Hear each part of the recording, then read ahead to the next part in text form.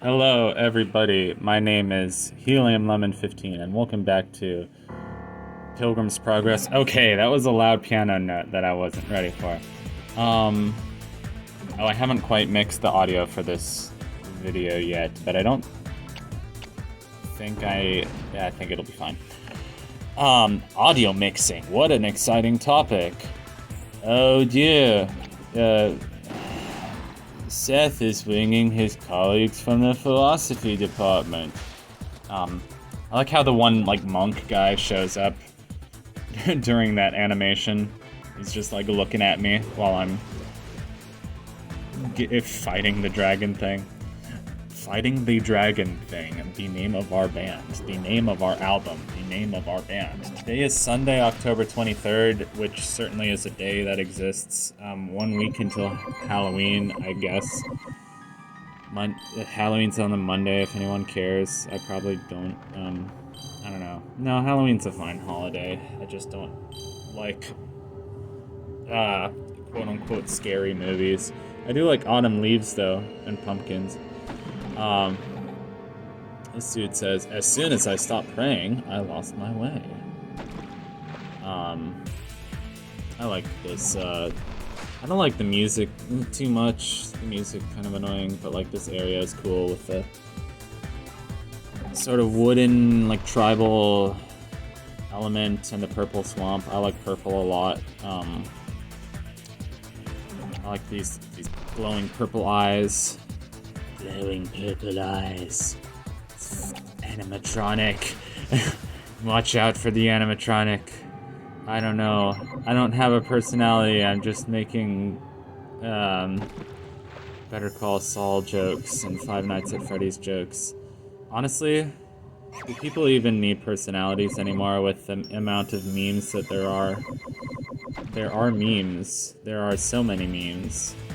I think we just send memes to each other to annoy each other because, at this point we've seen so many freaking Better Call Saul memes that they're not even funny anymore. They're kind of like an anti-humor. I don't know. Here I am speaking from 2022. I just got a comment on one of my fluidity videos that's like, oh my god, I can't believe people are still playing this game 10 years later.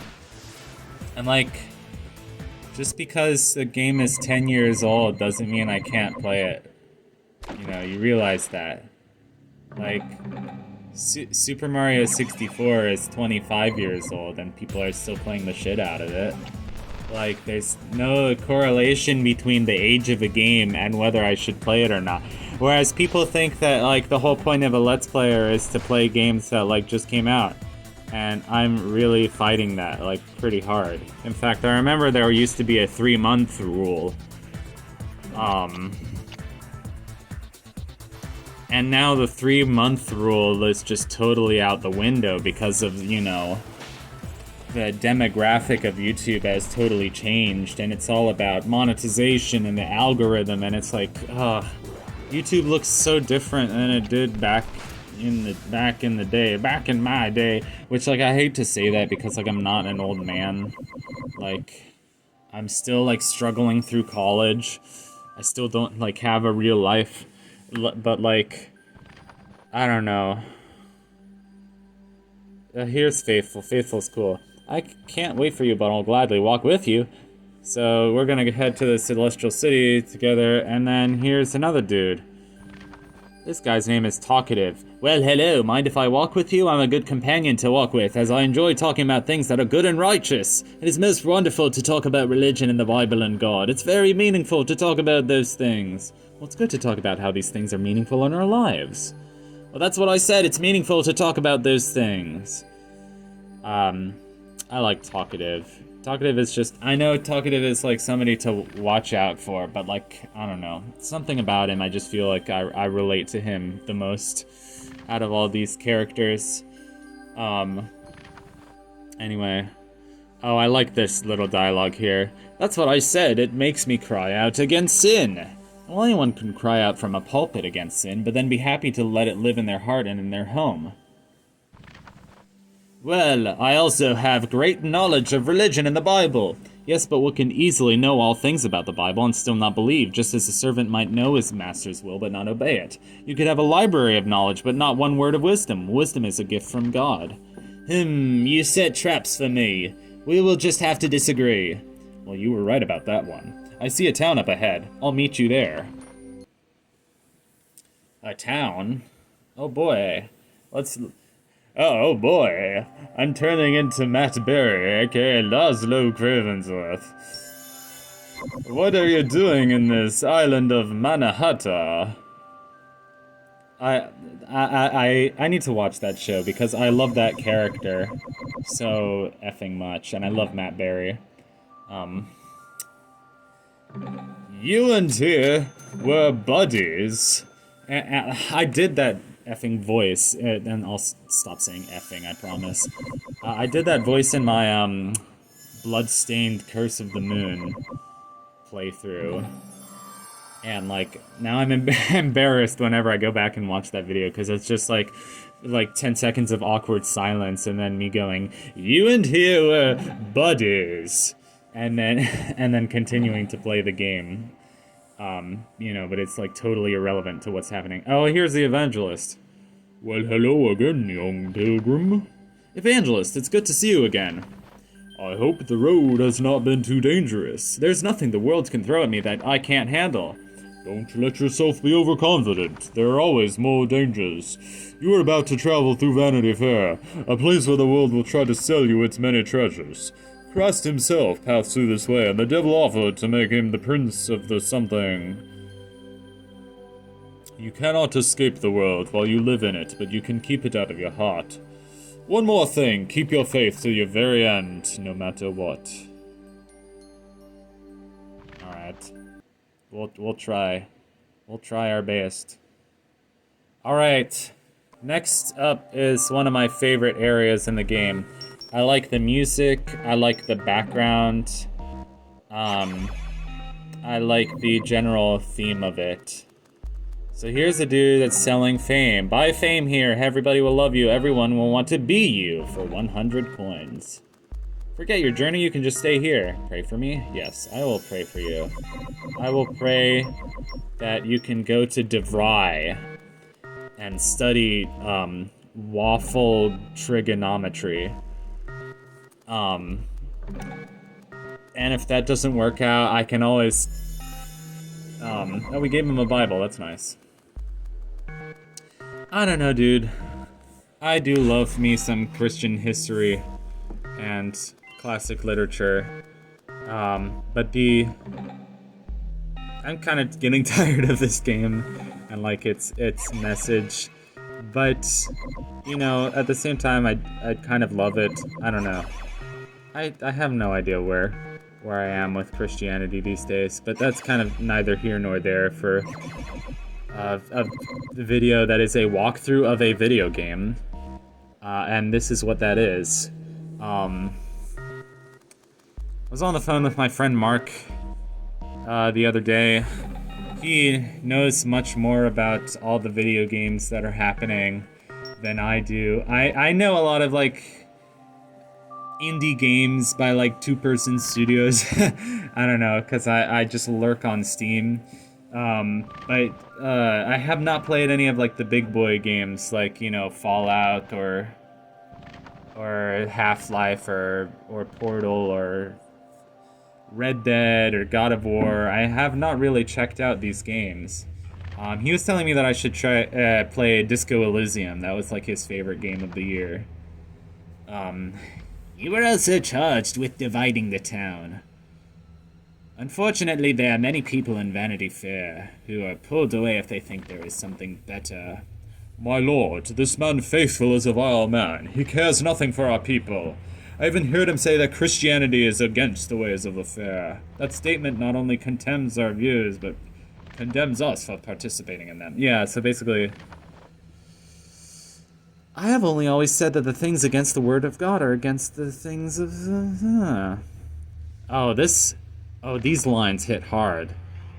It's like comparing the judge of Vanity Fair to Pharaoh in the book of Exodus, and then King Darius in the book of... I want to say Daniel, The Book of Daniel. Wait, there's no Book of Daniel. No, there's a Book of Daniel. But I feel like Daniel's not so much a historical book, so maybe it's in like 1st or 2nd Kings or something like that. But 1st or 2nd Kings are hard books to get through. You need like a history teacher to break them down for you. They're very hard to read for fun, but in the same way they're a little bit more fun than the other books of the Bible because they're not as preachy. But they are kind of, I don't know, they are kind of preachy in their own way because, like, then Israel fell this way because they were obsessed with sin. I don't know. It's a good warning against idolatry. Like,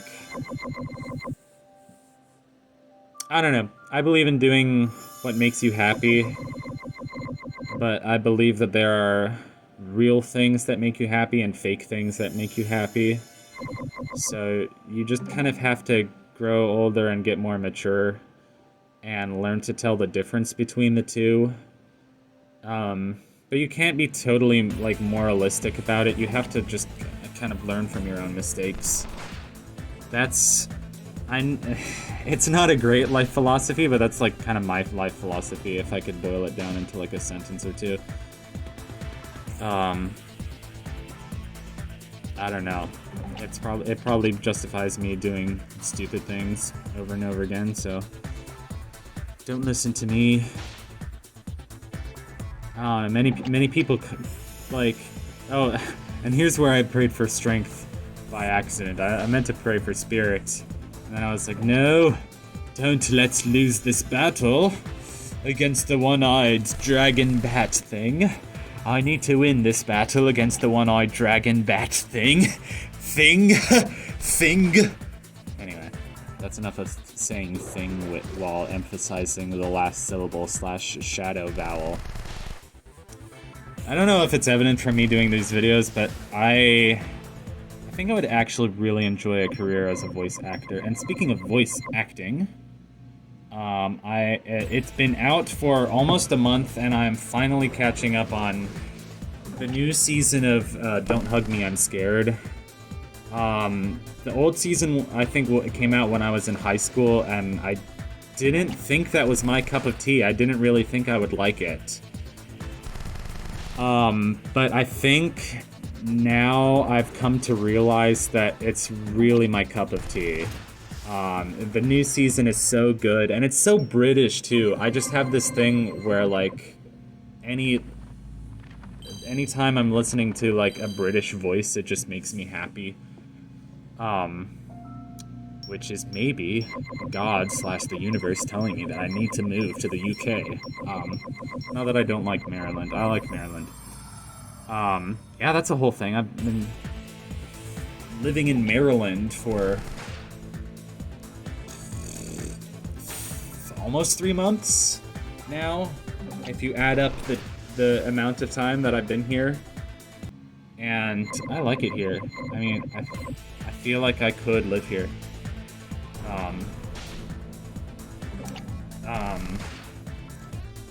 Like, I tell myself, like, oh, well, I don't know. There's part of me that wants to be like a, you know, fight the, go against the grain, that's the word. Oh, here's the battle where I almost die. Part of me that wants to, like, go against the grain and lives in some, like, you know, small place like Winnipeg in Canada. But the thing is that that's, like, pretty far from civilization. It's not that Winnipeg isn't civilization, but just, like, it's far from, like, a cultural center, which I think I need to be close to a cultural center, you know? And, yeah. So, here in Maryland, I'm still pretty close to, you know, New York and Massachusetts and Virginia, and Baltimore is a cultural center in its own way. It's just an underdog, and I don't know. I need to root for the underdog. That's kind of in my nature to root for the underdog. But yeah, Don't Hug Me, I'm Scared has a just really good blend of surreal humor, sometimes kind of cringe humor. But the way it just, like, it'll do some, like, it'll get going and then it'll like stop and just do something completely different, or it'll go like so far out of the way for like a cheap joke. And yeah, it's really my kind of humor. Um, it rarely creeps me out like that much, but it definitely unnerves me. I think the creepiest episode so far was like the family episode, just with like, oh my god, yeah. I probably shouldn't spoil it, but like, definitely that's the one episode to skip if you're faint of heart. Ugh, ugh. But you know, it's it felt like, the kind of like sort of gothic horror movies that are coming out these days with like some creepy family in their old house. Anyway, here we're in the hill of lucre, so it's like lucrative, so it's a lucrative career opportunity.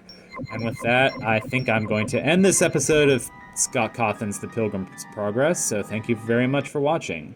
I hope you tune in for the next episode. Goodbye.